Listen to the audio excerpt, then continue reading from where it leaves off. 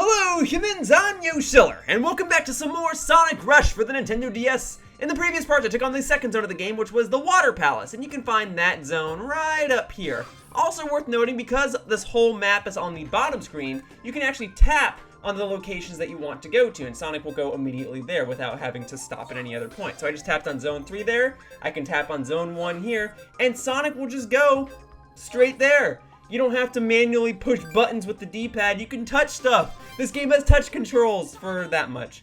Alright, anyway, Zone 3, a pyramid zone. What did he say it was called? Mirage Road. Kind of a cool name, not gonna lie. Now, I will give this game a lot of credit. People talk about its soundtrack all the time. I mean, people always talk about Sonic soundtracks because they're awesome. But this soundtrack in particular is interesting for the fact that it was composed by the guy who did Jet Set Radio, yes. But also for the fact that this is a desert-themed level that doesn't heavily rely on, like, a string instrument. Every other desert level in a platforming game always has that, like, sounds. Like, that's just how it is. Like, a stereotypical desert song, think Super Mario 64. But this song that I'm talking over and speeding through, this is just fun party music and I love it. And yet, somehow, it's still fitting. I guess it's less desert and more pyramid, more interior, but still. Also, I already found the bonus ring. That just works out. I actually didn't remember where it was on this level, and I just totally bumped into it. Just out of habit, I like to dash while I'm in the air by pressing R, and I landed on it. So, okay. More touchscreen stuff. Let's do it. So this is the third Chaos Emerald I'm going for. Things are going to be a little more tricky. After you get 150 rings, there's going to be more obstacles, but it still should be fun.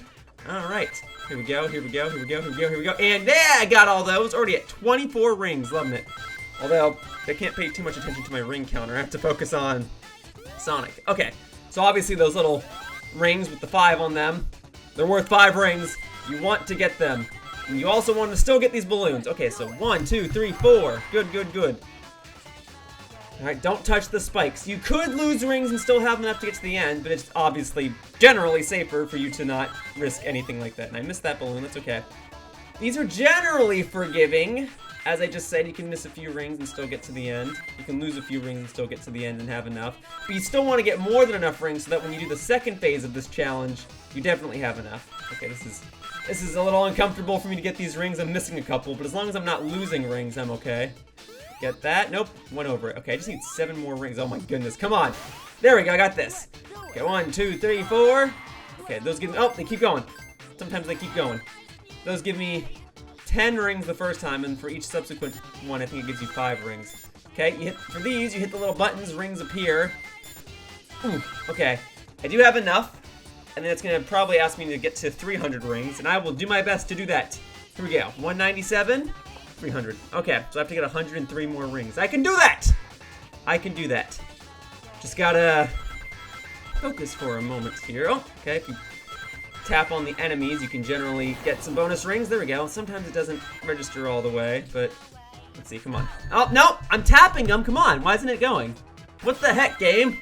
I was tapping on them. Whatever. Getting plenty of rings here. Ooh. 1, 2, 3, 4, 5, 6. Don't keep going. Nope, that's it. All right. Very good, very good, very good, very good. Okay, I have to like get the rest of these. Losing those rings could cost me, although I did get some extra rings on the first wave. Okay, we're over 300, which is fantastic. But I don't want to get hit anymore. So I'm not going to do as many risky plays. 1, 2, 3, 4, 5. That's a V shape. 1, 2, 3, 4, 5, 6. Okay. There we go. Okay, get a few extra rings just in case. And then, there you go. Yeah, you can't possibly get all the rings on this one because there are branching paths sometimes. And if there is a way to get all the rings, well, then I've never actually pulled it off. But you know what I did pull off? I got the third Chaos Emerald, baby. The nice yellow one. That's what I'm talking about. Nice, nice, nice. We've got red, blue, yellow. I think that, I don't know how consistent the colors have been across all the games. I know there's always a red, blue, and a yellow one. There's a purple one, a gray one. I think there's like a dark blue one, orange one. I don't remember. Oh, and then a green one. Of course, that has to be a green one. They're called emeralds, right? Emeralds are usually green. I think they're always green. Whoa. Oh, okay. I am going the right way. Just want to make sure it's psyching me out a little bit. I'm not gonna lie. And then we've got these things here, which put you into these little sand slides. Kind of fun. The other main mechanic of this level that I didn't really talk about when it happened, we're going to hit it in just a second, there are these enemy rush rooms where you have to defeat a set number of enemies before you can leave. And starting from this world onward, these are going to be fairly common. They're not on every single level, but they are going to appear on other levels going forward. And I do give it credit for changing up the gameplay. It does bring everything to a drastic halt, which in a Sonic game is generally not great. But they are a good way to fill up your boost meter. And sometimes you can get through them quickly. It's generally just these hammer enemies that slow you down. My only gripe is that on this level in particular, or this zone in particular, it feels like they're a bit overplayed. So like, here are a bunch of boss enemy rooms! And they will appear in the future, like I said, but I don't recall them being as drastic. But the reason it feels so apparent here is because the last portion of this level is just this. You're right on this little board, and some enemies will fall down and some rocks will fall down. And the thing with the rocks is that their hitbox is always active while they are on screen. So even after they bounce and they start falling off the screen, the hitbox is still active. So be very cautious. They bounce, obviously. I advise standing on the edges of these and then just kind of spin dashing or boosting across. And again, this definitely changes up the gameplay, which I can appreciate. But in the same level where you do a bunch of these enemy rush rooms, it really messes things up, especially considering the fact that this is a pyramid. You can do so many fun things with a pyramid. Sonic's already done that before. One of the most, well, infamous Sonic levels is Sandopolis Zone from Sonic 3, but that had some cool ideas going on, and it still had a way to keep the gameplay going. It's fine, I'm all for mixing things up. I just feel like if they were going to do something like this, it shouldn't be on the pyramid level. Come on, desert levels, pyramid levels are so iconic in platformers. But I suppose that allows this level to stand apart from Sonic's other desert pyramid-themed levels. Anyway, a fairly long level, taking me over 3 minutes to complete. That was only Act 1, too. I'm sorry, that was only Act 1. I still have to do Act 2. But what's my ranking here? I think that puts me over 8,000, so I should get an A rank. Oh, over 9,000, S rank? Oof, no, that's a big ask. You have to get over 100,000 points to get an S rank. Oof. Well, I got the A rank, though, so that's good. Let's keep it going. And I got the Chaos Emerald, so we don't have to slow down for that anymore. I can just keep boosting on through to this fun party music. Alright, I'm actually going to jump over this hammer. We're going to take the higher route, because in Sonic games, the higher route is generally the more rewarding route. I mean, look at all this. Look at all this crazy stuff up here. Love it. Okay, we are going, we're going down here now. We are going on rails. Oh, I messed that up. But I can go across here. I think this would take me to the same general area anyway. I'm still on the high path. Okay, and eventually I have to go down. Eventually I have to go back into the pyramid. And that's fine. I'll, as long as I can do my tricks and move along, we'll be fine. A lot of these levels are just going to be different arrangements of platforms and rails and places to do tricks. I mean, I guess that's platforms in general, just different ways to arrange your blocks. This level at least has the decency to try and incorporate some pyramid themes. Also, this enemy rush room, I have a love-hate relationship with it. It's cool because it's 2 stories, so it mixes up the gameplay and it mixes up the already repetitive enemy rush rooms on this level. But it does mean you do have to go back and forth just to kill like one enemy, and then the exit is on the bottom floor, so I don't know. Cool, it's the only time I think that happens. It's done now, so whatever. Yeah, this level at least tries to incorporate the pyramid theme into making the platforming segments look a little different. It has these sand slides, it has these little hand platforms that move you around. It has, the platforms are a little rusted looking, which is kind of neat. I give it credit for standing apart from the other levels.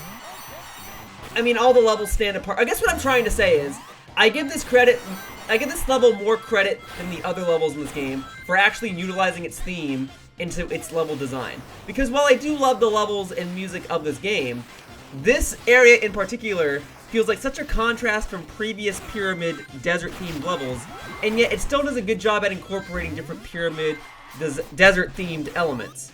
Pretty neat. I don't know. Point of discussion while I blast through this level. Now we're at a slower platformer part, so I need to focus a little bit, make sure I don't dash into some spikes. Aha, see? If I just jumped ahead, I would have gotten hit by those spikes and lost all my rings, but I'm okay now. Here we go. Another enemy rush room. Again, these are fairly simple. Fill up my boost meter a little bit so I can dash into the inevitable hammer guy. Where is he? There he is. Sometimes he's the last enemy that shows up, sometimes he's second to last. The point is, he's done now. We are boosting across. Alright. We should be nearing the end. Okay, we're switching back and forth between the screens a lot, but I can appreciate that, so. Okay, we're definitely on the top screen now. We're still going up. If you missed a chance to get a Chaos Emerald, I guess that would have been it. Invincibility! Oh, that's what I'm talking about. Taking it. Loving this. Okay.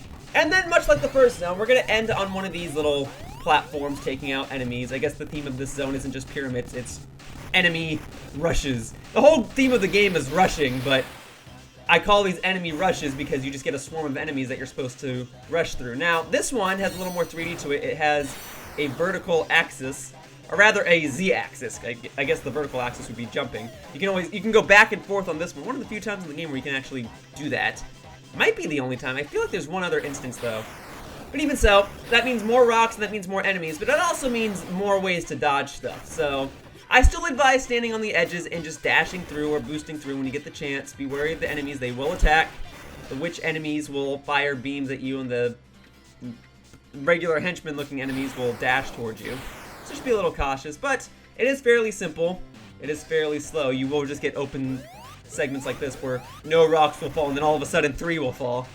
So it does pad out the level, I suppose.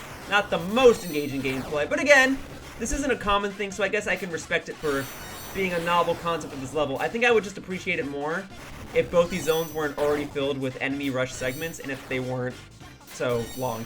Like, this should have been over, like, 20 seconds ago. That's okay. End of the level's there. The level ends as soon as I touch the ring, so once the ring shows up, I'm just gonna dash into it. That level almost took me 4 minutes, but I did it in under 4 minutes, so how good is my time bonus? What was the clear time that I needed to get? Oh, I did get the speed bonus. Oh no, the time bonus is the one I need to pay attention to. Yes. Boom! S rank, baby! So if you beat that level in under 4 minutes, do a ton of tricks, and collect over 200 rings, you too can get an S rank. Alright. That's my first S rank on a level and not a boss fight. But speaking of boss fight, here we are. No cutscene this time, we're just going straight into it. And this boss is... Aha! It's a beetle. Something commonly associated with pyramids and deserts. I imagine the movie The Mummy has something to do with that as well, popularizing that idea. But it's also just an insect that I believe generally prefers drier areas. Or I don't think any insect objectively prefers drier areas, but it's an insect commonly associated with drier areas, I believe. But in any case, this boss fight is based on that of a dung beetle. Eggman is going to push this ball around, and it'll occasionally have spikes on it, and it occasionally won't. You want to hit the ball back when it doesn't have spikes on it, but you also want to wait until you're about halfway between the distance of Eggman and the rest of the stage. You always want to be kind of parallel to Eggman, because if you hit the ball back too quickly, Eggman might not spin around, and he might just hit the ball back at you again. So in order to optimize this fight, you want to get kind of more toward the closer end of Eggman on the opposite side, hit the ball back toward him so that way Eggman will jump around, the ball will hit Eggman on his back, and you will deal damage. That is how you optimize this boss fight. But even so, it's still going to take some time. You still just have to wait for Eggman to attack you.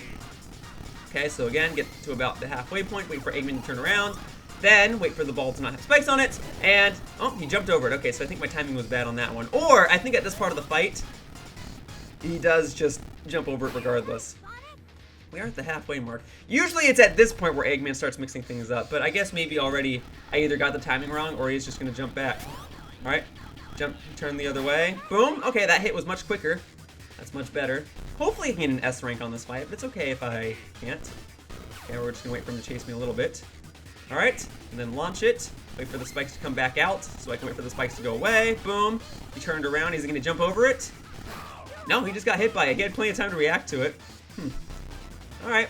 Well, Eggman, I can't imagine many people make robots based off of a dung beetle, but I commend your creativity. I just don't think it is a well-optimized robot. I mean, you have to jump into the air in order to turn around. I don't think that's very useful. This kind of explains why you're losing these fights. You're great at building robotics, you're just not great at making them useful. But rest assured, Eggman, you're still my favorite villain. Oh, he jumped over it! Alright. That should do it, though. Okay, 2 minutes, 18 seconds. I think that's a decent time for this boss fight. Let's see if I got that S rank. I hung on to all the rings. Didn't get hit. He jumped over 1 or 2 hits, but I hope my timing works out. Sometimes I can have bad RNG and the timing works out.